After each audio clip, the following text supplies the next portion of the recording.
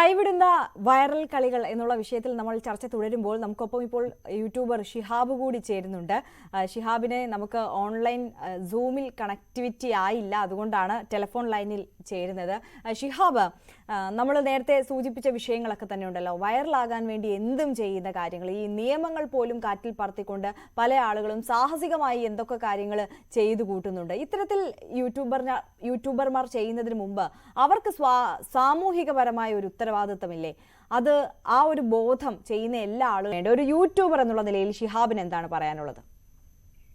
Okay, തീർച്ചയായിട്ടും നമുക്കറിയാം, യൂട്യൂബിലൂടെ ഫെയിം കണ്ടെത്തുന്ന ആളുകളും സോഷ്യൽ മീഡിയയിലൂടെ വരുമാനം കണ്ടെത്തുന്ന ആളുകളും ഫേസ് ചെയ്യുന്ന വലിയൊരു പ്രശ്നമാണ് അവര് കണ്ടന്റുകൾ കണ്ടെത്തുക എന്ന് പറയുന്നത്.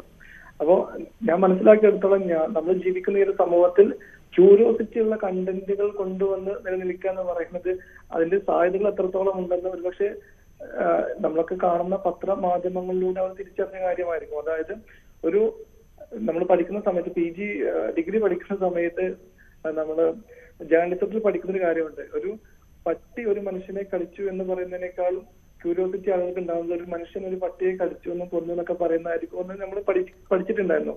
നമ്മുടെ അധ്യാപകർ തമാശക്ക് പറയാറുണ്ടായിരുന്നു. അതുപോലെ തന്നെ വ്യത്യസ്തമായ കാര്യങ്ങൾ ചെയ്യുമ്പോൾ ഒരുപക്ഷെ കൂടുതൽ അറ്റൻഷൻ കിട്ടുന്നത് തന്നെ ആയിരിക്കാം ഇത്തരം കാര്യങ്ങളിലേക്ക് അവരെ കൊണ്ടുപോകുന്നത്.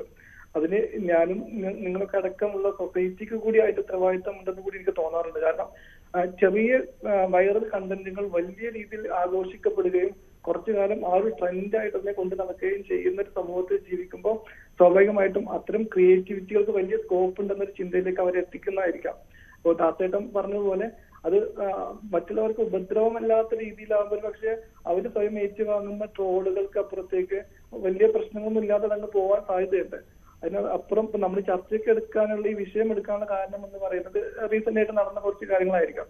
അപ്പൊ ഞാൻ അതിലേക്ക് പോകുന്നില്ല. പക്ഷെ എങ്കിലും അത്തരം കാര്യങ്ങൾ ഒരു സമൂഹത്തെ നെഗറ്റീവായിട്ട് ബാധിക്കുമ്പോൾ മറ്റുള്ളവരുടെ ജീവിതത്തിലേക്ക് കൂടി അതൊരു ബുദ്ധിമുട്ടായിട്ട് മാറുമ്പോഴാണ് ചർച്ചകൾ ഉണ്ടാകുന്നത്.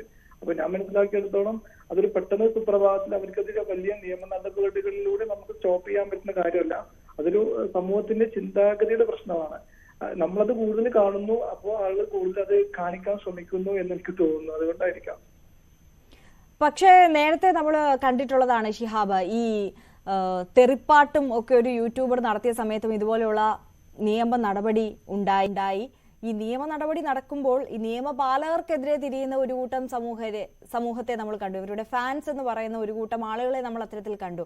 അത് കാണിക്കുന്നത് ഇവരെന്ത് ചെയ്താലും അതേപടി അതാണ് കറക്റ്റ് എന്ന് വിശ്വസിച്ച് പിന്നാലെ പോകാൻ ഒരു കൂട്ടം ജനങ്ങൾ, പ്രത്യേകിച്ച് കുട്ടികളടക്കമുള്ള വലിയൊരു സമൂഹമുണ്ട് എന്നുള്ളതാണ്.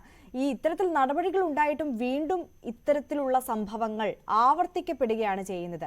ഷിഹാബ് ഒരു യൂട്യൂബർ എന്നുള്ള നിലയിൽ ഇത്തരത്തിൽ ലക്ഷക്കണക്കിന് ആരാധകരിലേക്ക്, പ്രേക്ഷകരിലേക്ക് ഒരു വീഡിയോ എത്തിക്കുന്നതിന് മുമ്പ് ശ്രദ്ധിക്കുന്ന കാര്യങ്ങൾ അതെന്തൊക്കെയായിരിക്കും?